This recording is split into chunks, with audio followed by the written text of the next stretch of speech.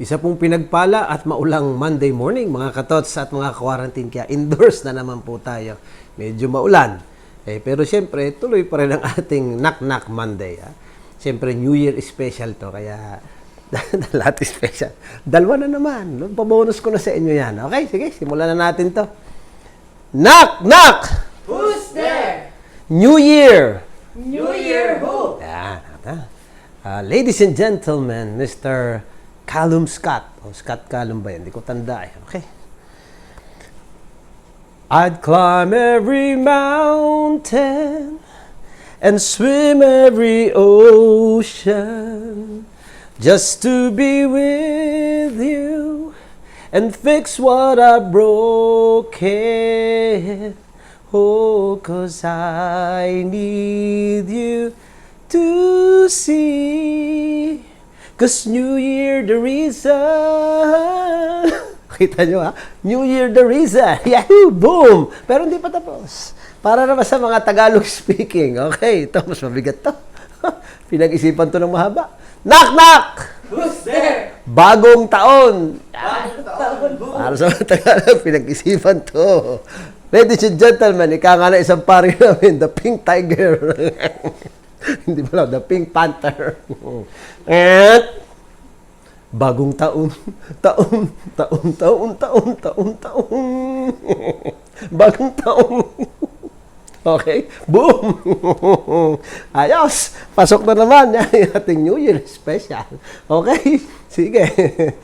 Sa ating New Year special, siyempre, tuloy pa rin ang pagninilay at mas mahalaga namang hindi hamak yun. Ang ating pagninilay ngayong umaga at simpleng tanong ay, naranasan mo na ba siya? Uy! Bakit naranasan? Kasi ang ating gospel ngayon hinango kay San Mateo, Kabanata 4, mga talata 12 hanggang 17, tapos 23 hanggang 25, ay patungkol po doon sa karanasan ng mga tao dahil si Lord nagsimula ng magpahayag. No? Ang sabi nga dito, simulay, nang mabalitaan ni Jesus na ibinilanggo si Juan, bumalik siya sa Galilea. Ngunit di na siya nakita at doon siya na nagsimula na, no? Kundi sa bayan ng Capernaum, no? Nanirahan niya, lahat na. Basta noon, mula noon nangaral na si Jesus. At nakakatuwa ito. Bakit?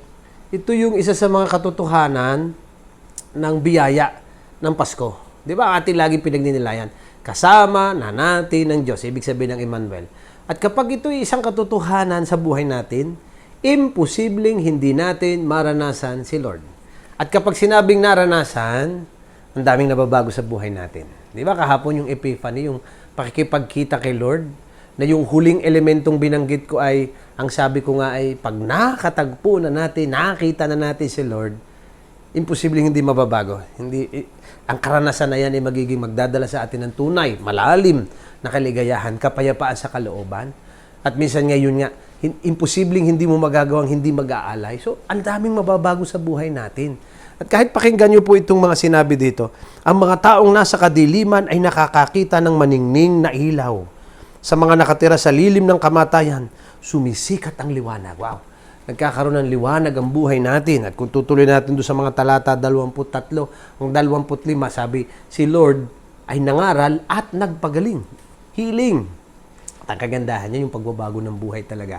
Lalo na pagdating sa kasalanan. It is only when Christ is in our lives, the Spirit of God, it is only then can we really transform and change. Yun ang kagandahan niyang biyaya na pag naranasan na natin si Lord.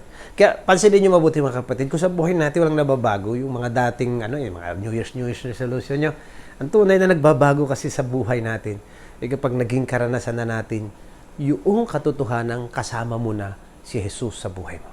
Ako ay talaga sabi ko sa inyo, ay malibing testimony na unti-unti binabago ko ni Lord. Yun lang, huwag mong hahayaang siyang mawala. Dapat yapusin mo na. Talagang yapos. Huwag ka na nga, sumunod ka na. At sasabihin ko sa inyo, ang karanasan ng kasama natin ang Diyos, si Jesus, ay isang karanasang walang kapantay sa lupang ibabaw. Okay po. Okay. Punta na po tayo sa ating mga pagbati. Siyempre, isang taga-apostolado ng panalangin, si Sister Nida Mate. Pagbati naman po kay Dr. Tito Rejano, presidente po ng St. John Mary Vianney Association na talagang may malasakit sa amin. Sa aking dating kaklase, si Bingel Di Mayuga, si Gigi Delara, kay Brother Bernard Factor Canaveral, Catherine Bonnirin, Christine Nelson. Sa inyong lahat, happy birthday! At siyempre, shout out sa aking mga pinsan, sina Kuya Lino at Ate Monet Africa. At siyempre, ang lagi ko naman paanyaya sa ating lahat lagi, always be cyber missionaries, evangelize through social media.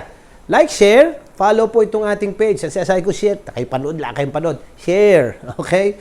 Ang ating pong FB page na ito, gayon na rin po ang ating Instagram at Thought for the Day at ang ating YouTube channel na TFTD, Blessed and Blessing. At siyempre, ang huwag natin laging kalilimutan.